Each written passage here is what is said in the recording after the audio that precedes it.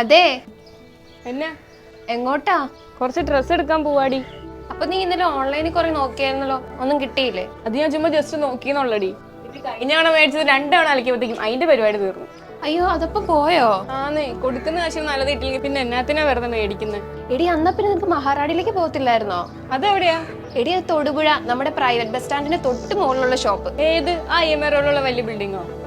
ഇവിടെ പോയാലും കണക്കാ.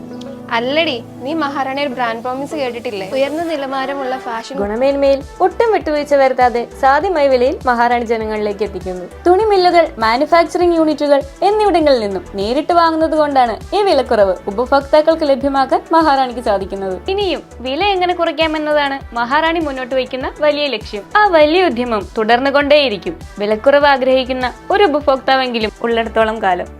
അവർ പ്രൊവൈഡ് ചെയ്യുന്ന കസ്റ്റമർ സർവീസും അവരുടെ ഡെഡിക്കേഷനും ഒക്കെ തന്നെയാണ് മഹാറാണിയിലേക്ക് വീണ്ടും പോകാൻ തോന്നുന്നത്. ജനങ്ങളുടെ മനസ്സാണ് മഹാറാണി.